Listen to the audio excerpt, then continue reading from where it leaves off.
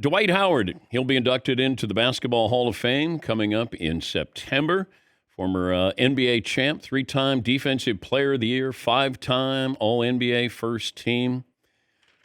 Dwight, how are you doing, man?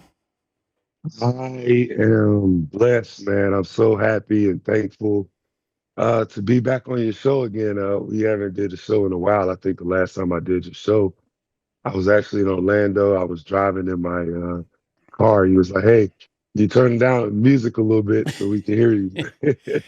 uh, what was your reaction when you got the call for the Hall of Fame? Man, I cried so hard. It's just like the first thing, soon as I got the call, seeing the name, the Naismith Basketball Hall of Fame, calling my phone, seeing that, and then hearing him actually say you have made it in to one out of 456 people who have been in the Hall of Fame for basketball. I just every memory of basketball that started my youngest memory, shooting on my first basketball goal, watching my Magic Johnson tapes, and then just the tears start flowing. And man, it's an incredible journey with a lot of ups and downs. But to make it to basketball heaven is for me is like it's everything. What would you be like? What kind of player if you were coming into the NBA now, given the way the NBA is? Oh man, what kind of player would I be? Well, I felt like my time in Orlando, I was very unstoppable with our offense and in the style that I played. I believe that if I was playing now, I would still be a dominant player, a top five center, I believe, in the league if I was playing right now.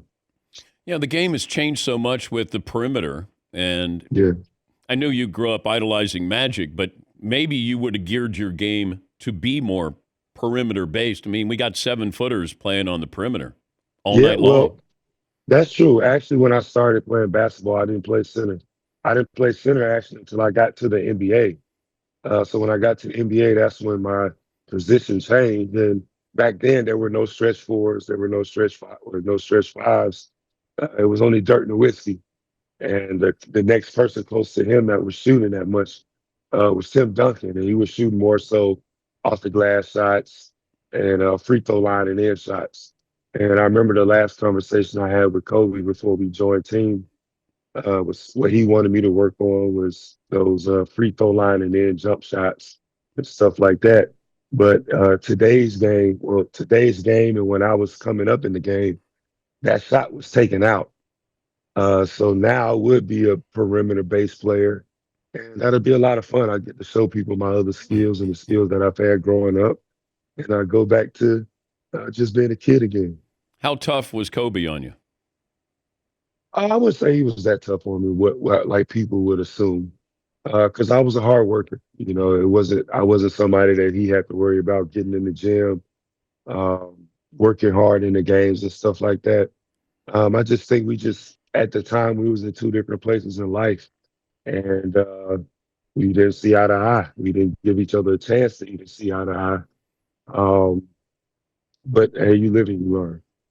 If I gave you a mulligan on getting out of Orlando, would you have still left Orlando and gone to the Lakers? Uh, my intentions was not to go to the Lakers after Orlando. Um, I now knowing what I know now, leaving Orlando uh, taught me many lessons in life that I needed. And I feel like if I would have stayed in Orlando, maybe I wouldn't have learned those same lessons. Mm-hmm. Um, and it's just how you look at it. I hate the fact that I did have to leave Orlando. That was my first home. But I believe that everything happens how it's exactly supposed to happen. And I can't question fate. The only thing I'm glad about is that it led me to the Hall of Fame. Most physical player you ever played against was who? Most physical player, Pekovic from Minnesota. He probably was the strongest player that I could say I played against. Respectfully. Really? Okay. The most out, more than anybody else I played against. What was your welcome to the NBA moment? Welcome to the NBA moment. Ooh, Kobe Bryant dunking on me. Uh, Well, you're not alone in that category there, Dwight. well, it was a funny one because I remember actually Brian Grant. He actually after that play, he said, "Welcome to the league, young fella." And I couldn't wait to dunk on him back or block his shot or something. So when we played against him in the Atlanta Hawks, I took it personally to try to destroy him. Did Kobe say anything to you when he dunked on you? No, he said in the interview that he baptized me and he woke me up. In actuality, he did. That dunk was so embarrassing. I was like, I gotta block everybody's dunk. I'm putting everybody to the ground, and I'm gonna go get me a defensive player of the year. So it did wake me up. He baptized me. He had 41 in that game. Jesus Christ. He must have had the 39th point Yeah. on me. Jesus Christ. Who was the best player you faced? The best player that I faced. Ooh, best player that I faced. Oh my goodness. Skill wise, or do you mean like overall? Overall. Just best player. Like that guy he's different. Oh man. Well, obviously, Kobe. Kobe did a shot in the finals, and I'll never forget the shot. He was driving to the basket, and he went up, and I put my hands up to try to block the shot, and he took the ball between my arms, and then brought it back, came back up, and then shot the shot. It was incredible. After that moment, I was like, that's the coldest player that I've ever played against. You think you and Shaq will ever be friends? Yes, we actually I saw him in Orlando actually after I was inducted into the Hall of Fame. I was out at a restaurant eating with my family and my friends, and the owner said that Shaq was actually at the restaurant, and I said, "I'm going to go talk to him." And everybody was like, "What?" I said, "Yes, I'm going to go talk to him." I got up, went over to where he was at, shook his hand, asked could we have a minute alone, and we had a real good conversation. And I was very happy about it. We expressed some things, and yeah, the next time you see both of us together, we'll talk about the stuff that we had a sit down about. But it was a really good talk, and I'm glad that the universe, everything worked out perfectly for us to be in Orlando at the same place at the same time to have a conversation. But when did it go south or sideways between you two? I have no clue. Oh, okay. I really believe that it was outside noise and people he say, she say, and stuff like that. And then now it made both of us irritated. So when I hear something on TV that he says, I'm pissed off about it, and I'm responding to him, and vice versa. And to be honest, I'm just like, man, we too old for this. We have children, we have people who look up to us, and we both mean a lot to a lot of people in this world. We both done some amazing things, and we don't need this. I don't like it. I grew up watching Shaq. I respect him as a player and the man and the businessman that he is. When his father passed away years back, I was one of the first people to reach out because I knew how much that losing his father was hurting him. And I really, as a young man, looking up to somebody like Shaq is like my big brother. So we just had a misunderstanding. Yeah, I thought it was you were both in Orlando, both had Superman nickname. You end up Mhm. following in his footsteps to the Lakers. So it's maybe he was thinking you were following in his Yeah. footsteps, trying to be like Shaq, and for some reason he had a problem with that. That's Well, how I viewed it. yeah. Well, I wouldn't. So my thing is this also. If someone is trying to follow in my footsteps, that means to me that first, that's an honor. That's humbling. And that means that I've done such a great job with my life and my career that somebody wants to follow in those footsteps. So I don't see anything wrong with that. No, now I did not do that. It just everything seemed to pan out like it was a mirror image of Shaq's life and career. We're both tall, we're both funny, we both comedians like to have fun, dance. We both dunk the ball a lot. We're both dominant centers. I understand that. We both say we're Superman. So I get it. And if I am following his footsteps, I would love that. Yeah. You know, Shaq has paved the way for so many big men. He's done an amazing job. So, that's amazing to follow in the footsteps of one of the greatest, most dominant big men to ever play. Who's going to present you at the Hall of Fame?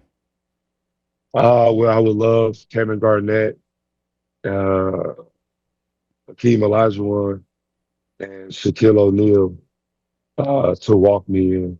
If it's not Shaquille, if he can't do it, Mark Jackson. Wait, have you He reached out put. to these guys? Are you I reaching out to have. them now? Yes, yes. I have to reach back out to Mark Jackson. Mark Jackson's story about him. I met him in high school at the Top 100 camp, and I asked him could he meet me every morning at around 6:30 to work out before camp started. And he thought I was playing around and I wasn't going to show up. And I told him I was serious about being the number one pick and the best player in the nation. So I was there every morning. He was there every morning to help me get better. And I remember that. That really helped shape and mold me for the NBA. So, I would love for him to, walk me in. But I don't, I said, I think it's players who have made it into the Hall of Fame. Okay. Yeah. I mean, it sounds like you got a posse there, not just one person, Dwight. So Shaq, Kevin Garnett, Hakeem Olajuwon. Akeem Olajuwon. Yeah. Well, you got to pick one. I don't know. Can you have Uh, three? I think you can have two. Okay. My favorite player of all time is Wilt Chamberlain. So if he could do it, I would love Wilt Chamberlain to be there as my favorite player. So yeah. Well, that's not going to happen. So I think it would be awesome. I mean, if Will Chamberlain walks you in, hey, that'll be a pretty great moment. He's been dead for a long time, Dwight. I think Shaq walking you in would be awesome. That Yeah, would it would. that would be pretty special to see you two walk in together. Hopefully you It get that. would. Yeah. It would. It would be very special, not only because of all the noise and that over all the years, people would love that. But one thing we both said is people would love to see us fight. And we're not fighting. We don't need to fight. But the moment that people would really love to see is, I think, that moment right there. It just shows that we have matured in a lot of different ways. We're able to squash whatever beef people are saying we're having. And, he's inducted me into that level, that space that he's always pushed me at every single time he's been on, uh, the shows at TNT and stuff like that. So just to see him do that, I think it'd be really awesome. And I'm going to script this for you. You and Shaq walk in, and then you open up your jackets, and you got Superman T-shirts on. That would be hilarious. All right, we just got to get Shaq on board. That's it. We got a little bit of time. You got a couple of months before. I think we got some time. I'm gonna start working on sending us some more messages, see if it works. Well, more importantly, congratulations on all of this, and thanks for Thank you. joining us. Thanks for having me, man. I don't know if you know, I'll be joining the Big Three this year. Play some Big Three basketball with Ice Cube. And if you have any players that's interested in playing I have my own professional league in Asia. It's called the Asia Tournament. We're having a draft April 11th and April 12th this month coming up. We have 12 teams in our league. We want to expand it and give more guys in America and the States opportunities to play international ball. Did an awesome job for me, my career, and it could do an amazing job for other guys. So I would love to give them that opportunity. Can Cube play anymore? I mean, he messed around and got a triple-double, Dwight, which I don't know if he really did.